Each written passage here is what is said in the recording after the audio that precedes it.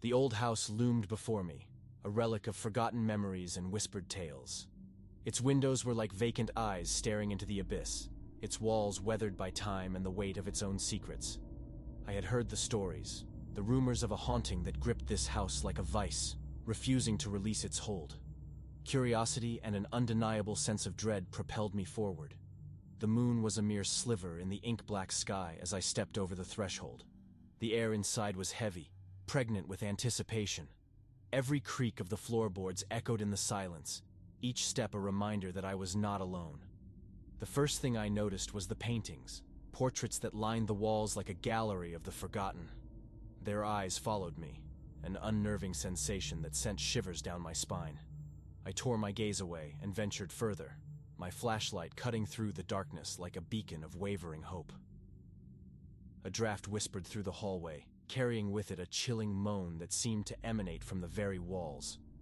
The walls themselves bore scars, faint scratches and faded handprints that hinted at something or someone desperate to escape. My heart raced, the rhythm echoing the footsteps that reverberated in my ears. The further I explored, the more the house seemed to twist and contort, as if reality itself was unraveling.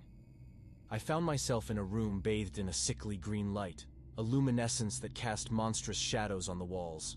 In the center stood a cracked mirror, its glass marred by time and decay. I hesitated before the mirror, a foreboding weight settling in my chest. With a deep breath, I met my own eyes, only to have the reflection waver and distort.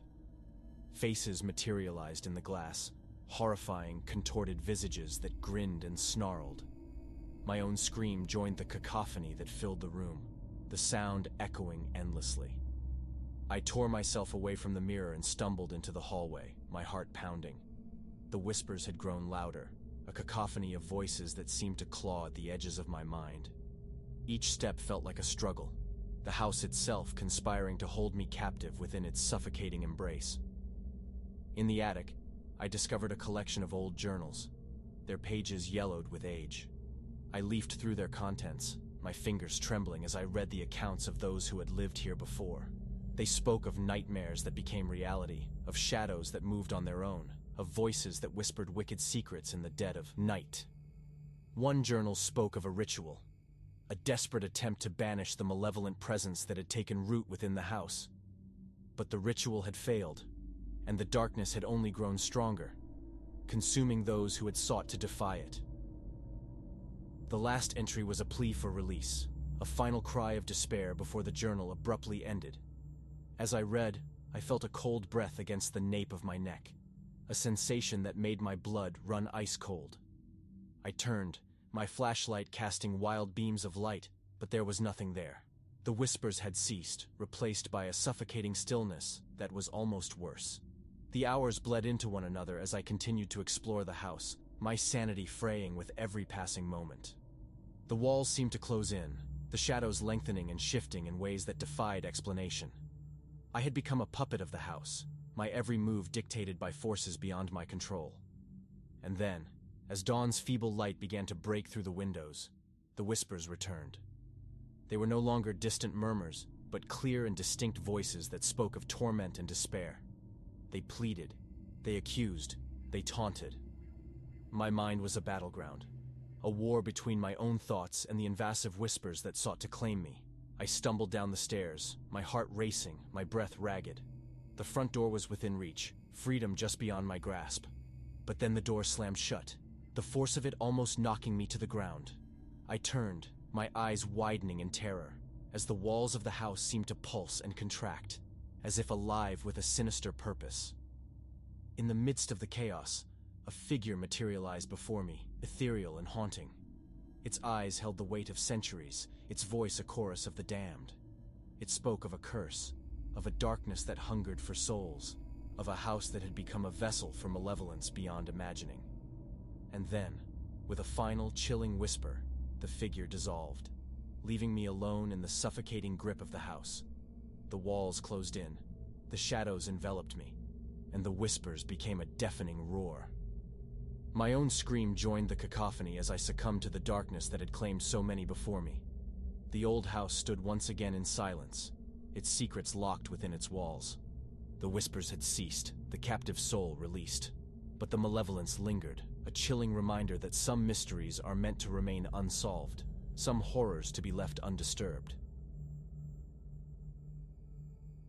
The rain fell in a steady rhythm, creating a haunting melody that matched the unease settling in my chest. The manor loomed ahead, a decaying relic of a forgotten time. Its windows were shattered, its once grand facade marred by the passage of years. This place had a story, an unsolved mystery that clung to its very walls. I had heard the whispers, the rumors that swirled around the manor like a curse.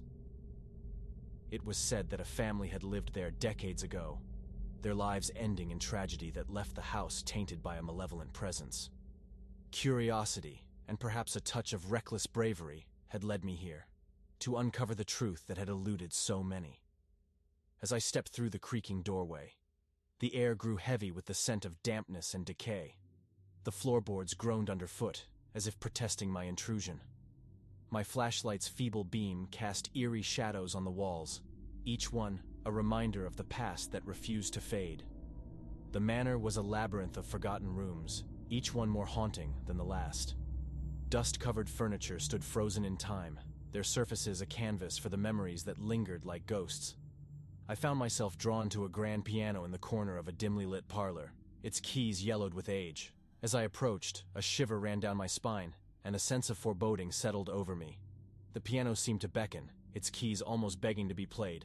Against my better judgment, I placed my fingers on the keys and played a hesitant melody, a tune that echoed with the weight of the past. The notes seemed to hang in the air, the haunting melody filling the room. And then, as if in response, another melody joined mine, a faint echo that seemed to emanate from the very walls. My heart raced as I realized that I was not alone, that something unseen was answering my call. The room grew colder, and a draft rustled the yellowed sheet music on the piano. The keys moved of their own accord, playing a mournful tune that sent chills down my spine. The melody was laced with sorrow and anguish, a lament for the tragedy that had befallen this place. And then, as suddenly as it had started, the music ceased. The room fell into an oppressive silence, broken only by the sound of my rapid breaths. I backed away from the piano, my heart pounding, a sense of dread settling in my chest. It was as if the very soul of the manor had reached out, yearning to share its story. I continued my exploration, my footsteps echoing through the deserted halls. In a forgotten study, I discovered a collection of old journals, pages filled with the scribblings of those who had lived here. Their words spoke of a family torn apart by tragedy, of a darkness that had consumed them one by one. The last journal was written by a woman named Eliza, the matriarch of the family. Her words were a mixture of despair and defiance, a chronicle of a battle against forces she could not comprehend. She wrote of shadows that moved on their own, of whispers that taunted her in the dead of night, and of a presence that hungered for her soul. As I read, a breeze swept through the room, extinguishing the candles and plunging me into darkness. Panic clawed at my chest as I fumbled for my flashlight, the beam revealing a figure standing at the doorway, the silhouette of a woman, her eyes empty voids. My voice trembled as I spoke her name. Eliza? The figure remained motionless, her gaze fixed on me with a haunting intensity. And then, with a whisper that seemed to emanate from the very air, she spoke. A single word that chilled me to the bone. Leave. The word hung in the air, carrying with it a weight of centuries. It was a plea, a warning, a demand. I stumbled back, my heart racing, and fled the manor as if pursued by the very darkness that had consumed its inhabitants. Outside, the rain had intensified, a torrential downpour that matched the turmoil in my mind. The manor stood behind me, a relic of a past that held more questions than answers. The unsolved mystery remained, a puzzle that had only deepened with my own brush with the supernatural. As I walked away, the haunting melody of the forgotten manor lingered in my ears, a haunting reminder that some secrets are meant to remain buried, some stories forever untold. And as the rain washed away the evidence of my presence, I couldn't help but wonder if the manor's tragic history would continue to echo through the halls long after the rain had stopped. Before me stood the grand manor, a relic of forgotten times and veiled mysteries. Its windows were like vacant eyes, staring into the abyss, while its walls bore the weight of history and concealed truths.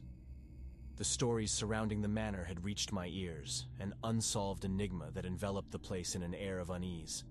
A mixture of curiosity and unsettling apprehension drove me forward. The moon's pale light struggled against the darkness as I crossed the threshold. The air inside hung heavy, thick with anticipation. Every creak of the floorboards echoed through the stillness, each footstep a reminder that I was not alone. The first thing that caught my eye was the paintings, portraits adorning the walls like a gallery of forgotten faces. Their gaze seemed to follow me, an eerie sensation that sent shivers down my spine. I diverted my attention and ventured deeper, my flashlight piercing the darkness like a fragile lifeline. The interior of the manor was a maze of forgotten rooms, each one more haunting than the last. Dust-covered furniture stood untouched by time, their surfaces frozen in the past, carrying memories that lingered like specters. A grand piano occupied a corner of a dimly lit room, its keys seemingly yearning for contact. As I approached, a shiver coursed down my spine, and a foreboding feeling settled over me. The piano seemed to beckon, its keys almost urging to be played.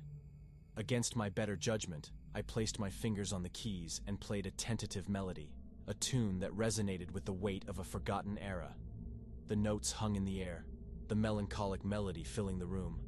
And then, as if in response, another melody intertwined with mine, a faint echo that seemed to emanate from the very walls. My heart quickened as I realized that I was not alone. An unseen presence was responding to my call. The room grew colder, and a draft rustled the yellowed sheet music on the piano. The keys moved of their own accord, playing a mournful tune that sent chills down my spine. The melody was infused with sorrow and agony, a lament for a tragedy that had left its mark on the manor. Suddenly, as abruptly as it had begun, the music ceased. The room fell into an oppressive silence, interrupted only by the sound of my own hurried breaths. I stepped back from the piano, my heart racing, an undeniable sense of dread settling in my chest. It felt as though the very essence of the manor had reached out, seeking to convey its enigmatic story. Continuing my exploration, my footsteps echoed through the deserted halls. In a forgotten study, I stumbled upon a collection of aged journals, pages filled with the handwritten accounts of those who had once called this place home. Their words told a tale of a family torn apart by tragedy, of a darkness that had slowly consumed them, leaving behind an air of unresolved mystery. The final journal recounted the experiences of a woman named Eleanor, a former resident of the manor. Her words carried a mix of despair and determination, detailing her efforts to uncover the truth. She wrote of unexplained phenomena, of shadows that moved on their own, and of an unrelenting sense of being watched. As I read, a chill swept through the room, extinguishing the candles and plunging me into darkness. Panic rose within me as I fumbled for my flashlight, its beam revealing a figure standing at the doorway. The silhouette of a woman, her presence hauntingly palpable. In a trembling voice, I spoke her name. "Eleanor?" The figure remained still, its gaze fixed upon me with an intense, almost yearning expression. And then, with a voice that seemed to come from within me, the figure spoke a single word: "Stay." The word hung in the air, heavy with implication. I stumbled back, my heart pounding, and fled the manor as though pursued by the very shadows that had long resided within its walls. Outside, the moon cast an eerie glow upon the grounds, a stark contrast to the darkness that had enveloped the manor. It stood behind me, a silent testament to an enigma that remained unsolved, its history preserved in the very walls that had witnessed it all.